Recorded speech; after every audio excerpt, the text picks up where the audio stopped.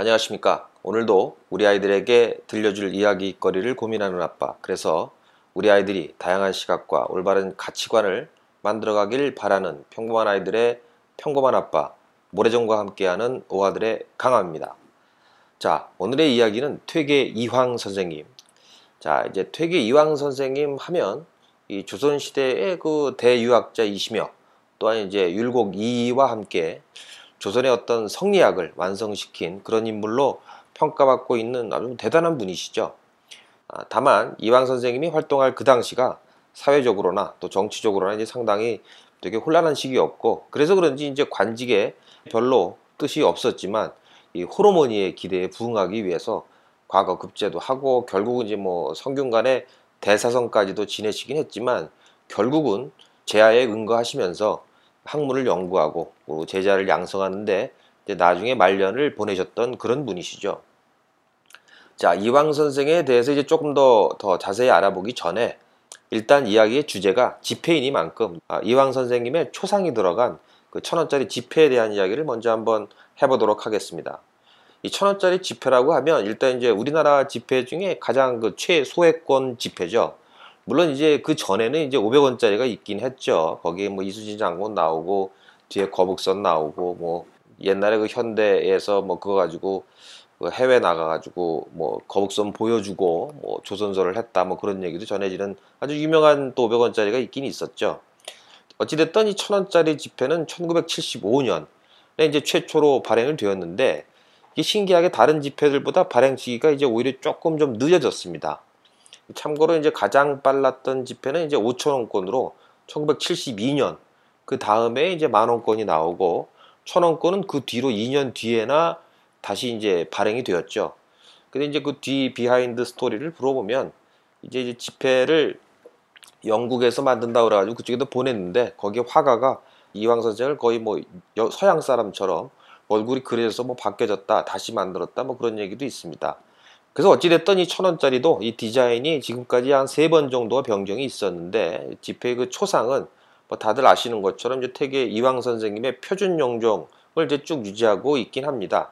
이전 회에서 제가 말씀드린 것처럼 그 이황 선생님의 그 표준 영정은 사실 그 화가의 상상력으로 좀 이루어진 그런 이제 상상화라고 볼 수 있죠. 그래서 이황 선생님의 경우에는 그 이유태라는 화가가 그린 초상을 표준 영정으로 이제 채택하고 있습니다. 근데 이제 이 이유태 화가가 사실 이제 이분 말고도 이 시기에 그 대부분 화가가 그렇듯이 일본에서 이제 그림을 공부하셨는데 이 때문에 뭐 친일파가 그린 그림이 뭐 지폐에 있다는 둥 뭐 이러면서 이제 친일파 논란도 일었던 그런 스토리를 가지고 있는 지폐이기도 하죠.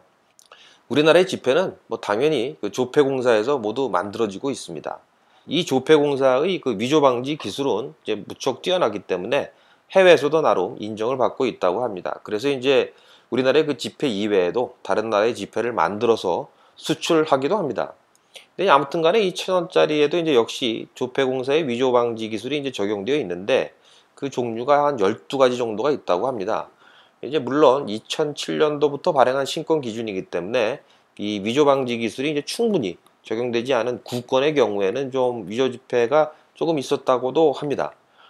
그랬던 것이 2007년도부터 새로운 형태의 신권이 발행이 되면서 위패도 이제 많이 줄었고, 이거는 이제 위조 방조 기술이 이제 많이 적용됐고 또 뭐 당연히 일조를 했겠지만 그동안 이제 우리나라 경제 규모가 이제 급속도로 지금 그 발전을 했기 때문에 지폐의 어떤 실질 가치가 많이 이제 떨어져서 위조 지폐 입장에서 봤을 때는 이제 뭐 채산성이 좀 떨어진 뭐 그런 것도 어느 정도 이유가 되지 않을까 한번 생각을 해볼 수 있을 것 같네요.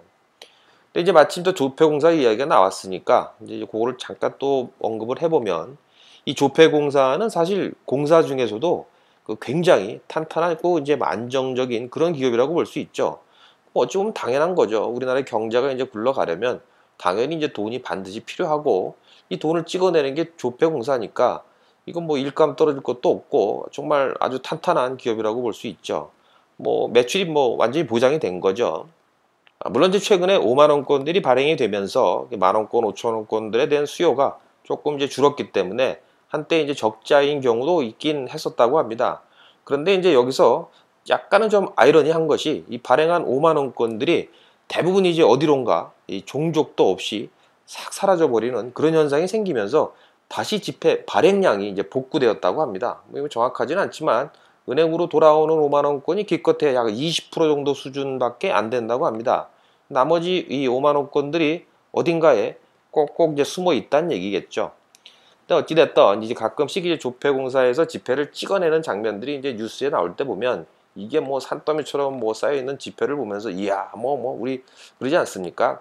그러면서 야 저거 한 뭉치 갖고 나오면 뭐 한 뭉치 갖고는 안 되겠지만 자우지가 이게 좀 갖고 나오면 뭐 괜찮겠는데 뭐 이런 생각들 한번 해보셨을 것 같습니다. 근데 뭐 당연히 거기 이제 보안도 철저할 테니까 그리고 이제 그런 프로세스가 있으니까 뭐 이렇게 쉽게 일어난 얘기는 아니죠. 근데 뭐 사실 이 조폐공사에서 만든 지폐는 이 한국은행의 도장이 찍혀 있지 않습니다. 그러니까 사실은 이거 갖고는 유통이 불가능한 거죠. 이게 한국은행에 납품이 된 후에 그리고 한국은행에서 이제 진짜 도장을 찍어줘야 비로소 그때부터 이제 진짜 돈이 된다는 이야기죠. 여기서 이제 이렇게 도장을 찍는 것은 다른 나라의 경우하고는 좀 틀리죠. 근데 다른 나라는 대부분 뭐 달러도 그렇고 대부분 이제 발행자의 어떤 친필 사인 형식으로 이제 들어가는데 우리나라와 중국 그리고 이제 일본의 경우 요 세 나라의 경우에만 이제 도장 이미지가 이제 들어가게 됩니다. 이것도 이제 상식 삼아 알아두시면 좀 뭐 재밌을 것 같네요. 잠깐 어찌됐든 잠깐 얘기가 샜는데 아무튼 간에 이 1,000원짜리에 12가지의 위패 방지 기술이 적용되어 있지만 이 다른 액면가의 지폐에 비해서는 사실 약간은 좀 적게 적용되어 있다고 합니다. 근데 뭐 어찌 보면 당연한 거겠죠. 실질 가치가 뭐 가장 낮은 지폐니까 그만큼 이제 위조될 가능성도 좀 낮고 그러면 이제 또 제조 비용도 조금 낮출 수 있으니까 아마 그런 이유들이 있을 것 같습니다. 자, 이 1,000원짜리 지폐에 적용된 위패 방지 기술을 이제 제가 여기서 하나하나 설명드린다는 것은 이제 뭐 사실 뭐 좀 생략하도록 하겠습니다. 이게 뭐 한국은행 사이트에 들어가면 자세히 설명도 되어 있을 뿐만 아니라 몇 가지 기술들은 뭐 일반 사람들도 뭐 사실 알아보기도 좀 어렵고 뭐 그런 것들도 있다고 하니까 그 지폐에 적용된 위패 방지 기술이 이제 궁금하신 분들은 한국은행 홈페이지에 들어가셔서 뒤져보시면 다 나와 있으니까 뭐 그러시면 될 것 같습니다. 자, 어쨌든 저는 이제 그럼 계속해서 이 지폐에 그려진 그림들을 갖고서 한번 이야기를 풀어보도록 하죠. 일단 그 1,000원권의 그 전면에는 당연히 이제 이황 선생님의 초상이 그려져 있고 그 이제 백그라운드 배경에는 그러니까 이제 지폐의 뒷면 말고 이 초상의 뒤에 배경에는 이제 명륜당이라는 성균관의 건물이 그려져 있습니다. 이황 선생님이 이제 조정에 있을 때 가장 오래 머물렀던 어떤 집무실이기도 하고 그래서 한번 배경에 넣지 않았나 한번 생각을 해볼 수 있을 것 같네요. 그리고 이제 그 명륜당 위쪽으로 이제 매화가 그려져 있는데 이황 선생님은 이제 매화를 아주 좋아하신 걸로 뭐 나름 유명했다고 하네요. 거의 뭐 사람처럼 뭐 매화를 대왔다고 그런 일화들도 아주 유명하죠. 자, 이제 1,000원짜리 뒷면을 보면 뒷면에는 이제 지폐 가득히 하나의 이제 풍경화가 꽉 채워져 있는데 이 그림은 이제 산수화로 유명한 겸재 정선의 계상정고도라는 그림입니다. 그림을 이제 자세히 보시면 계곡 깊숙이 정자가 이제 하나 보이는데 이 정자가 이황 선생님이 나중에 은거하시면서 이제 제자를 키웠던 바로 도산서당이 됩니다. 자, 이렇게 이제 일단 1,000원권 지폐의 앞과 뒤를 이제 제가 대충 살펴봤는데요. 이제 본론으로 들어가서 이황 선생님에 대해서 한번 알아보도록 하겠습니다. 자, 퇴계 이황 선생은 1501년 11월 25일 경상도 예한현에서 7남 1녀의 막내로 태어나게 됩니다.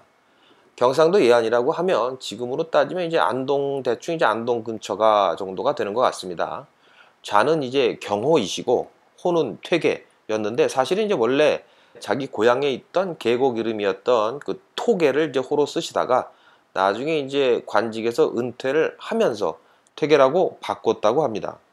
자, 이 퇴계가 태어난 후 1년도 안 돼서 사실 이제 아버지가 돌아가시고 퇴계의 그 어머니는 혼자서 이제 8남매를 힘들게 이제 키우시게 되는데 그러니까 뭐 당연히 집안 또한 가난했겠죠. 나름 이제 그래도 퇴계의 그 어머니는 어떻게든 이제 자식들 교육만큼은 이제 제대로 시켜보려고 하셨기 때문에 퇴계의 나이 5살 때 이웃집 훈장에게서 처음으로 글을 배울 수 있었다고 합니다. 뭐 천자문 이런 거 배웠겠죠. 어쨌든 이렇게 해서 이제 글을 깨우친 퇴계는 12살이 되어서 작은아버지로부터 이제 논어를 배우면서 유학에 이제 입문을 하게 됩니다. 사실 퇴계가 남에게 이제 무언가를 배운 건 요게 이제 요걸로 이제 끝이고 그 이후로는 순전히 혼자서 공부한 거지 뭐 따로 뭐 스승을 모시거나 뭐 그러진 않았다고 하더군요. 이렇게 독학만으로 한 학문의 어떤 일가를 이룬 것만 봐도 이미 이제 평범이라는 단어와는 이제 엄청나게 거리가 있는 그런 분이라고 볼 수가 있을 것 같습니다. 자, 이제 퇴계는 이제 비단 유학뿐만 아니라 시에서도 이제 많은 관심이 있었는데요. 죽을 때까지 약 2,000수가 넘는 시를 남겼다고 합니다. 이거 따지고 보면 이제 일주일에 거의 한 편 정도의 시를 쫙쫙 썼다고 봐야 할 것 같습니다. 그래서 뭐 아마 만약에 이제 유학에서 역사에 획을 그을 만한 그런 업적을 남기지 않으셨다고 하면 아마도 이제 지금 시인으로서 아마 유명해지지 않았을까 하는 생각도 해보게 됩니다. 자, 이 퇴계는 이제 글을 읽고 시를 쓰는 걸 이제 너무너무 좋아해서 딱히 이제 뭐 관직에 나가거나 이럴 마음이 없었다고 하더군요. 약간 뭐 은거기 뭐 같은 이런 형태의 포스가 좀 풍기는 그런 분이었던 것 같습니다. 하지만 이제 어머님의 권유, 이 푸시 어찌됐던 뭐 이제 이런 걸로 인해서 그 과거에 응시를 하게 되는데 일단 이제 27살에 진사시에 이제 합격을 하고 그리고 이제 성균관에 입학을 하고 계속 이제 공부를 해서 33살에 이제 드디어 대과에 이제 급제를 해서 관직에 이제 진출을 하게 됩니다. 이후에 이제 퇴계의 뛰어남이 이제 알려지면서 뭐 당연히 이제 승진도 되고 막 그렇게 되는데 뭐 앞에서 제가 말씀드렸듯이 정치에 별 관심도 없고 뭐 그래서 이제 퇴계 선생님은 승진이 될 때마다 계속 이제 사직서를 계속 이제 사표를 던지는 거죠. 그리고 이제 지방 또 돌아다니시고 뭐 그랬던 것 같습니다. 그래서 이제 처음 과거에 합격해서 마지막으로 은퇴할 때까지 제출한 사표가 이 사직서가 79장이나 된다고 하니까 이거 뭐 대단한 분이죠. 어떻게 보면 그 직장생활 정말 안 맞는 그래서 그렇지만 이제 자유를 갈망하는 그런 영혼을 갖고 계신 그런 분이 아니셨던가 한번 생각을 해보게 되네요. 게다가 이제 결국에는 마지막에는 이제 사표를 잘 내도 받아주지 않고 막 그러니까 그냥 뭐 허락 없이 근무지 그냥 무단 이탈하고 고향으로 뭐 튀시고 뭐 그렇다고 합니다. 이거 일반 직장도 아니고 이게 뭐 공무원인 상황에서 그런 것을 보면 나름 그 개성이 아주 상당히 강한 그런 캐릭터가 아니었나 한번 뭐 생각을 해볼 수 있을 것 같네요. 근데 이제 사실 이미 이때 뭐 조선 성리학의 어떤 대부로서 나름대로 이제 인정을 받고 있었던 그런 분위기였기 때문에 무단으로 뭐 좀 도망다니고 뭐 이렇게 해봐야 뭐 특히 뭐 특별히 이제 뭐라고 하지는 않았던 것 같습니다. 그래서 사실 퇴계가 이제 죽은 후에 사후에 이제 영의정까지도 이제 추대가 되기도 했다고 하니 뭐 대단한 분이시죠. 아무튼 간에 이제 근무지 이탈이 되었던 뭐 귀농이 되었던 간에 이제 49살 정도 되셔갖고 관직에서 이제 은퇴를 한 이 퇴계는 이제 고향인 안동에 가서 도산서당을 짓고 약 한 10여 년 동안 이제 제자들을 이제 키우게 됩니다. 그러다가 이제 68세 때 그 임금이 이제 하도 물러대서 그때 이제 임금이 선조였는데 이런 이제 어린 선조의 요청으로 어린 선조 요청 아니면 주위 사람들의 요청 좌우지간 뭐 그렇게 해서 잠시 조정에 가서 임금을 이제 가르치게 됩니다. 이때 이제 선조의 공부를 위해 작성한 것이 바로 그 유명한 성학십도라는 10장의 그림이 됩니다. 자, 이 성학십도라고 하면 그 당시 어떤 성리학을 일목요연하게 정리한 일종의 그 마인드맵과 같은 거라고 볼 수 있는데 이게 뭐 마인드맵이 뭔지 다들 아실지 뭐 아시겠죠? 근데 이게 뭐 중심 개념부터 연결되는 개념들을 이렇게 선으로 쭉쭉 긋고 뭐 이렇게 가면서 체계를 잡는 그리고 이제 단어들을 이리저리 연결한 그런 이제 전체적인 개념을 도식화한 뭐 아주 뭐 그런 건데 이게 뭐 전체적인 개념을 잡는 데는 아주 유용하다고 해가지고 그 요즘 학교에서도 수업 중에 이제 많이들 사용을 하고 있다고는 합니다. 어찌됐든 이제 이런 마인드맵 방식으로 성리학을 10장으로 요약해서 정리한 것이 바로 이 성학십도라고 볼 수 있죠.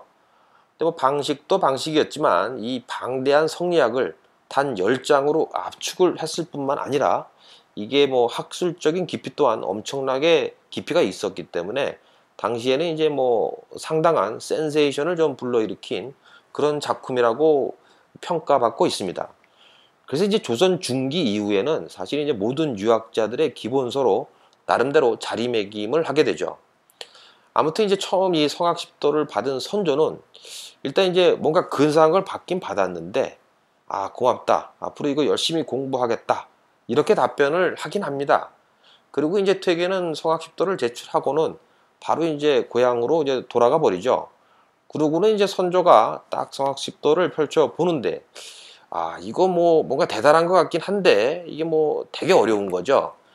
이게 사실 퇴계 선생도 어떤 면에서는 좀 이해하기 좀 어려운 게, 이 성악십도를 보시면 아시겠지만 당시 그 17살짜리 선조한테 그걸 정말 이해하라고 준 건지 어떤 건지 솔직히 개인적으로는 좀 저도 되게 궁금합니다. 왜 뭐 그런 거 있지 않습니까? 이게 박사학위 가지고서 있는 그런 대학 교수가 생자 대학교 이제 공부 처음 시작하는 신입생들한테 자기 위주로 막 자기 알고 있는 게 많으니까 그거 위주로 막 강의를 하는 뭐 그런 느낌? 뭐 제 개인적인 생각이긴 합니다만, 어쨌든 뭐 그래서 이제 선조는 결국은 이제 이해가 잘 안 되니까 이제 홍문관의 학자들에게 야, 이걸 좀 쉽게 설명 좀 해보라고 이제 지시를 하죠.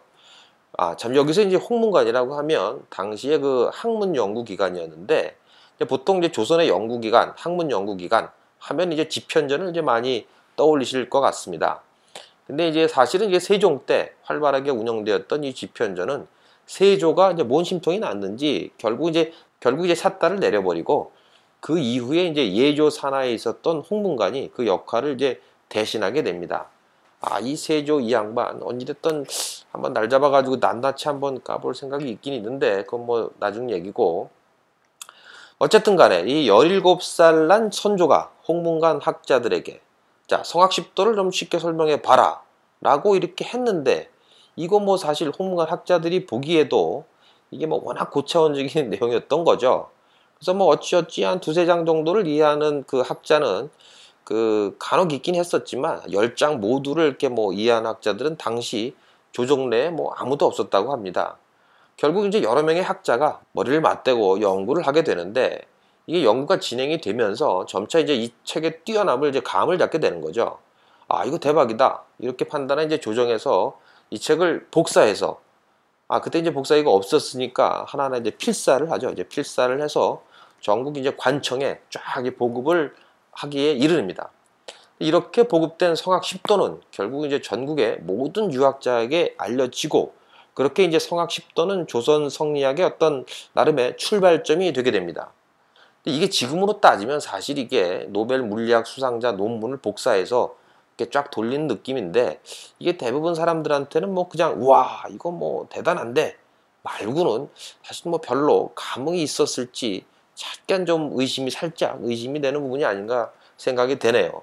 뭐 그 당시 이제 워낙 그 양반들이 이제 폼 잡고 뭐 이렇고 이런 거 좋아하던 뭐 세상이다 보니 뭐 나름대로 먹어줬을 것 같기도 합니다. 뭐 어쨌거나 이제 말이 나왔으니까 말인데, 이제 보통 이제 성리학하면 이제 주자, 그러니까 이제 송나라 시대의 유학자인 주희가 유교를 정리한 정도로 이제 많이들 알고 계시죠. 하지만 이제 유교하고 이 성리학은 나름대로 이게 좀 상당한 차이가 있습니다. 원래 이제 유교 또는 이제 유학, 이거는 이제 매우 실천적이고 현실적인 학문이죠. 그러니까 말하자면 이제 올바른 행동 양식을 위한 지침서, 아니면 뭐 도덕책 뭐 이 정도라고 말할 수 있을 것 같습니다. 지난번 예전에 제가 이제 공자님 이야기에서 언급한 것처럼 이 공자님 자체가 워낙 또 현실적인 분 아니십니까? 당연히 이제 그런 분의 학문이다 보니까 사실 이 유학이라는 것이 매우 이제 실천적이고 현실적인 그런 학문이죠. 이제 그러다가 이제 당나라 말기에 서양에서, 정확하게는 이제 인도인데, 그러니까 이제 중국 입장에서 보면은 서쪽이니까 이제 서양이 되는 거죠. 어쨌든 이 서양에서 불교가 수입이 되는데, 이 불교에는 이제 당시 유교에 비해서는 되게 이제 철학적인 깊이도 있고, 뭔가 이제 사물의 본질이라던가 어떤 사후세계, 뭐 윤회, 뭐 이런 거에 대한 내용들이 이제 더 많이 포함이 되어 있었죠.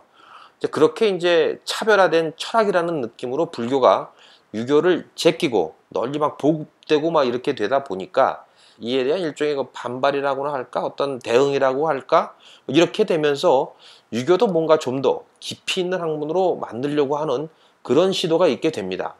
그래서 이제 단순한 행동 윤리 외에 어떤 사물의 본질과 인간의 본성의 어떤 근원, 이런 내용들을 이제 포함시키게 되죠. 바로 이제 이렇게 사물의 본질, 뭐 본성, 즉 그 어떤 성의 본성의 근원, 뭐 이런 것, 이것이 뭐 이와 기에 있다. 다시 말하면 이제 이기론이라고 이제 불려지는 이런 이론으로 정리된 학문이 바로 이제 성리학이라고 볼 수 있습니다. 그래서 이제 성리학에서는 이제 우주의 어떤 생성 원리부터 어떤 천지만물에 대한 분류, 그리고 이제 인간의 본성과 감정에 대해서도 이제 기술을 하고 있죠. 그래서 물론 이제 기존 유교에서 내려왔던 어떤 행동 윤리, 요것 또한 이제 좀 더 다듬어지고 뭐 체계화되고 뭐 이런 부분도 있죠. 그래서 이제 성리학에서 특히 이제 중요하게 여기는 키포인트는 바로 제가 방금 언급드린 이와 기라고 할 수 있는데요. 한자로 얘기하면 다스릴 리, 이치리의 그 리자와 기운의 기, 뭐 힘기, 여기 그 기자를 사용을 합니다. 여기서 이제 리라고 하면 어떤 사물이 움직이는 원칙, 뭐 규칙, 뭐 룰, 뭐 이라고 할 수 있고, 기는 말 그대로 뭐 힘, 뭐 동력, 에너지, 뭐 이 정도가 되겠죠. 이걸 이제 사람한테 적용을 하면 리는 이제 이성이 되는 거고, 기는 이제 감성이라고 이제 이렇게 해석을 하면 될 것 같습니다. 이 퇴계의 업적을 이야기를 하다 보면 이 성학십도 외에도 그 사단 칠정 논변을 빠뜨릴 수가 없는데요. 이 사단 칠정 논변이라는 것은 말 그대로 사단과 칠정에 대한 토론입니다.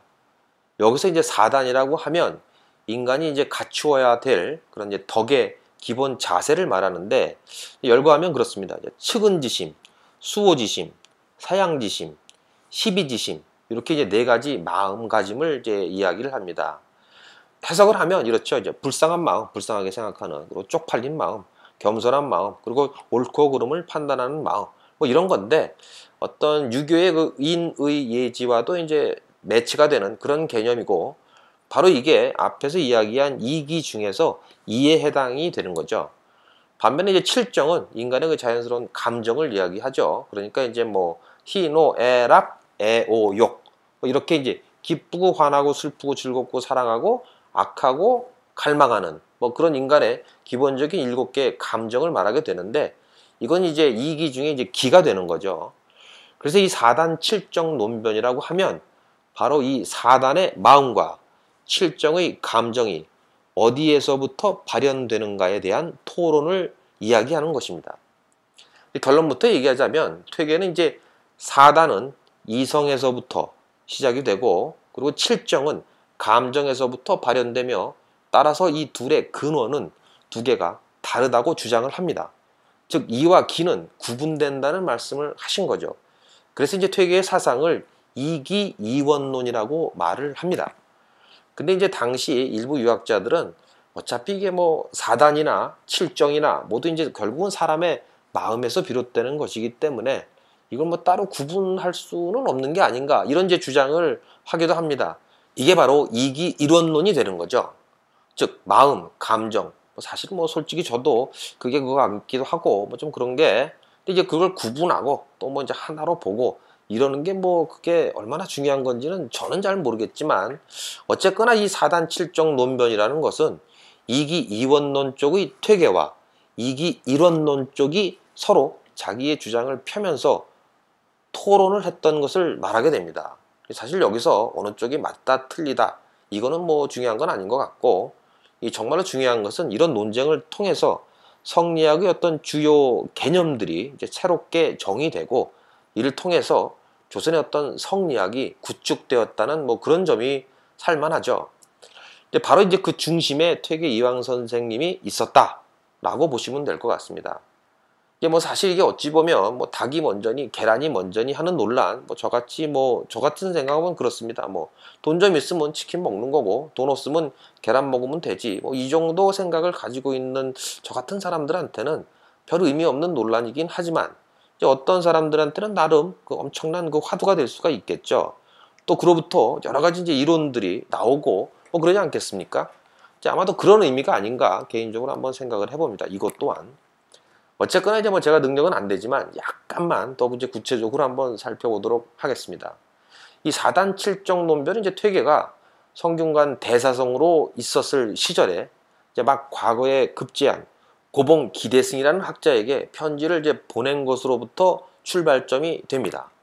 퇴계는 이제 건너서 이 고봉 기대승이라는 사람에 대한 이야기를 이제 듣게 되는데, 이제 뭐 과거에 급제한 애송이 선비 하나가 사석에서 이 사단 칠정에 대한 자신의, 그러니까 이제 퇴계의 주장에 대해서 비판을 하고 다닌다는 이제 이런 얘기를 이제 듣게 되죠. 그래서 이제 퇴계 입장에서는 조금 이건 뭐 좀 같지 않았다 이럴 수 있으셨겠죠. 그래서 뭐 학자로서의 어떤 자존심이었을 수도 있고, 나름 뭐 꼬마한테 이제 깨우쳐주고 싶은 뭐 그런 생각이 있었을 수도 있고, 어쨌든 이제 자신의 생각을 쭉 이렇게 정리를 해서 고봉에게 이제 편지를 보내게 됩니다. 당연히 여기에 이제 만만치 않고 자기 주장이 강했던 이 고봉 이 양반도 이제 답장을 쓰게 되죠. 그럼 이제 논쟁이 시작이 되는 거죠. 퇴계가 다시 또 답장을 쓰고, 이렇게 이제 또 고봉이 답장을 쓰고, 이렇게 치고받고 하면서 편지를 주고받고 하면서 무려 7년에 걸쳐서 이 논쟁은 이제 계속됩니다. 그래서 이 편지의 묶음이 바로 4단 7정 논변인 것입니다. 제가 여기서 이제 편지라고 하니까 그냥 뭐 네 생각이 어떻고 내 생각이 어떻고 뭐 이렇게 저렇게 뭐 쓰고 뭐 이렇게 가볍게 쓴 게 아니라 거의 뭐 소책자 수준의 분량으로 주고받고 뭐 그러셨다고들 합니다. 또 이제 뭐 할 일 없고 훈수도기 좋아하시는 이제 많은 그 당시 이제 유학자들이 이 편지들을 이제 필사해서 자기들끼리 이제 따로 소모임을 가져가면서 토론을 하고 그랬다고 하니까 이 논변의 수준이, 나름 이 논변의 수준이 꽤 이제 깊이가 있었다고 볼 수 있죠. 어찌됐든 이제 편지를 작성하면서 연구된 것과 또 이제 이 편지들의 내용이 널리 퍼지면서 이 조선 성리학의 이제 기초가 다져지는 그런 이제 계기가 된 거죠. 자, 여기서 이제 우리가 빼놓지 말고 살펴봐야 될 것 중에 하나는 이 논변에 임하는 이 퇴계 선생의 태도일 것 같습니다. 자, 방금 말씀드린 것처럼 이 당시 퇴계는 성균관의 대사성의 직책에 있었습니다. 이게 지금으로 말하면 거의 뭐 서울대학교 총장 정도의 위치인데, 당시에도 이제 뭐 장관급의 의전을 받은 그런 레벨의 직위였다고 보시면 될 것 같습니다. 근데 이 정도 위치에 계신 분이 이제 뭐 관직에 오른, 그러니까 지금으로 따지면 뭐 한 7급, 8급 공무원, 뭐 제가 뭐 그분들을 무시하는 건 아니지만 그 정도 새내기 정도의 그 이런 양반하고 이제 진지한 토론을 했다고 볼 수가 있는 거죠. 그러니까 이제 어찌 보면 술자리 같은 데서 꼬마들이 이제 지 잘난 체 하려고 자기를 이제 당신을 안주 삼아서 좀 씹었겠지 하고 이제 무시해 버릴 수도 있었던 사건을 아주 정중하고 또 진지하게 어떤 서로의 주장을 비교하고 토론했다는 건데, 이건 뭐 나름 신분격차가 없어진 지금 시대에도 사실은 이제 뭐 일어나기가 좀 힘든 상황이라고 볼 수 있지 않겠습니까? 그만큼 어떤 퇴계 선생의 어떤 열린 마음, 토론에 임했던 그런 그 인격, 퇴계 선생의 인격이 훌륭했음을 다시 한번 엿볼 수 있는 그런 부분이 아닌가 생각해 봅니다. 자, 퇴계와 이 고봉의 4단 7정 논변은 모두 10통의 편지가 이제 오고 가면서 이루어지게 되는데, 이 중에서 이제 4통이 이제 고봉의 편지이고 나머지 6통이 이제 퇴계의 편지가 되겠죠. 퇴계는 이 고봉의 주장과 비판을 이제 항상 진지하게 받아들이고 매번 정중하게 이제 답변으로 응하고, 그리고 이제 자신이 틀린 것들은 또 틀렸다고 생각되는 건 이건 내가 틀렸네 솔직히 인정하고 또 이렇게 바꾸고 그랬다고 합니다. 그러니까 요즘처럼 뭐 지 잘난 척만 하고 다른 의견 절대 듣지 않는 소위 지식인들이라고 이제 설치는 분들께서는 이런 부분은 정말 퇴계 선생한테 배워야 될 그런 태도가 아닌가 생각을 한번 해보게 됩니다. 이후로 이제 율곡 2기가 이제 고봉의 뒤를 이어서 2기 1원론을 이제 주장하게 되는데, 결국 이제 나중에는 이제 퇴계를 지지하는 영남학파하고 율곡을 지지하는 기호학파하고 이렇게 이제 대립을 하게 되죠. 즉 이 대립 관계는 이제 발전하게 되는 거죠. 결국 이것이 결국은 그 붕당 정치로 이어지게 되는 초석이 되기도 합니다. 사실 좀 슬픈 이야기인데, 이게 뭐 퇴계가 보여주었던 그 나이와 관계없이 상대를 존중하는 태도, 뭐 그리고 서로 논쟁하고 그러면서 서로 공부하고 이런 건 다 잊어먹고, 결과적으로 이로 인해서 붕당 정치의 어떤 초석, 이럴 때는 이 초석이라는 표현은 좀 안 어울리는 것 같은데, 뭐 악의 군원, 이것도 좀 심한 것 같고, 원래 어떤 좋은 뜻이 변색되어 버린, 다시 말하면 이제 원래 기획 의도를 벗어난 기형적인 결과물 정도가 어울리는 표현인 것 같네요. 어찌됐든 이 붕당 정치가 말이죠. 뭐 자세히 뭐 그건 그렇고, 이 퇴계의 인격은 뭐 어찌 보면 이제 부부 생활에서도 좀 약간 엿볼 수가 있는데, 퇴계는 이제 21살 때 처음 이제 결혼을 하게 됩니다. 이때 그 첫째 부인이 6년 만에 둘째를 낳다가 이제 죽어버려서 30살에 권씨 집안의 딸과 재혼을 하게 됩니다. 근데 이제 이 두 번째 부인은 정신병이 좀 있어갖고 행실이 올바르지 않았다라고 전해져 내려오는데, 요즘 표현으로 이야기하면 거의 뭐 요양시설에 이제 맡겨야 되는 그 정도의 수준이었던 것 같습니다. 뭐 그 일례로 뭐 제사상의 음식을 훔쳐 먹는다든가 옷을 이제 좀 수선하라고 하면 하얀 도포에다가 그냥 빨간색 천을 붙여 놓는다는 등 뭐 요즘 시각으로 보면 약간 뭐 유아퇴행 현상 뭐 아직은 뭐 그런 형태의 어떤 정신병 정도를 앓고 있었던 것 같습니다. 뭐 어쨌든 제일 가까운 옆 사람들을 가장 힘들게 하는 그런 형태의 병이라고 볼 수 있죠. 하지만 그래도 퇴계는 이제 늘 한결같이 무던한 태도로 부인을 잘 보살폈고 또 이제 나중에 자기가 죽은 후에 정신이 이렇게 좀 온전치 못한 부인이 어떻게 살아갈지가 걱정이 하도 많이 되기 때문에 첫째 부인의 자식들한테도 둘째 어머니를 생모처럼 대하라고 항상 늘 가르쳤다고 합니다. 그런데 이 둘째 부인도 어찌 보면 이제 다행이죠. 뭐 퇴계보다 좀 일찍 죽었으니까 뭐 다행이라고 볼 수 있겠죠. 뭐 그래서 이제 퇴계는 정승까지는 아니었지만 뭐 성균관 대사성이랑 이제 관찰사까지 지낸, 그러니까 다시 말하면 상당히 높은 관직까지 지내신 전직 고위 공무원 뭐 이런 출신이라고 볼 수 있습니다. 하지만 이제 늘 항상 청빈한 선비처럼 지내셨다고 하더군요. 그래서 노년에는 이제 지방관을 지내셨을 때 일인데 단양 군수에서 풍기 군수로 발령을 받았을 때 단양을 떠나기 전에 이제 짐을 이렇게 싸는데 가져가는 짐이 겨우 이제 책 2보따리 정도밖에 안 되었다는 이야기는 아주 이제 유명한 이야기죠. 결국 이제 풍기 군수를 마지막으로 해서 이제 관직에서 은퇴를 하시고 고향인 이제 안동으로 돌아가서 도산서당을 짓고 돌아가실 때까지 이제 학문을 연구하고 제자를 키우는 데만 주로 이제 주력을 하셨습니다. 물론 은퇴하신 후에도 퇴계의 어떤 뛰어남을 알고 있었던 명종이나 이제 선조가 여러 번 이제 출사하기를 요청을 했고 또 관직도 이제 뭐 내리고 하긴 했지만 금방 또 사표 내시고 낙향하시고 그랬던 것 같습니다. 그리고 이제 성악 10도 역시 조정의 요청에 앞에서 언급했듯이 조정의 요청에 의해서 선조를 가르치기 위해 서울로 올라갔을 때 그때 이제 남긴 건데 사실 뭐 그 당시 시대적 상황이라는 것이 나라 자체가 안팎으로 이제 답답하고 불안하고 뭐 이제 그런 시절인데 이렇게 이제 순수하게 학문 닦기만을 좋아하시는 이런 이제 양반 입장에서 보면 정말 이런 제기를 다 때려치고 고향 내려가서 그냥 나 하고 싶은 거 할랜다 라는 생각 당연히 했을 것 같습니다. 그런데 이제 그 와중에 선조를 이제 가르치라고 하도 이제 뭐 찡얼찡얼 대니까 이게 좀 오묘하고 보통 사람들은 좀 해석하기도 힘든 그런 숙제 하나를 던져주면서 야 니들끼리 한번 풀어봐 하고 돌아서면서 씩 미소 지으시면서 고향으로 튀신 게 아닌가 하고 이제 개인적으로 추측을 해봅니다. 자, 결국 이제 고향 안동의 도산서원에서 학문을 연구하시며 그 제자들과 토론하기를 즐기시다가 세수 70에 이르러서 의관을 정제한 후에 꼿꼿하게 정자를 한 자세로 그대로 돌아가셨다고 합니다. 이거 돌아가시는 것도 폼이 나죠. 근데 사실 이제 요즘 이제 우리 세대들 뭐 저도 그렇습니다만 여러 개 다 때려치고 에이 고향이나 뭐 시골에 처박혀서 나 하고 싶은 짓이나 하고 책이나 보고 마음 편하게 살고 싶다 이러시는 분 정말 많지 않겠습니까?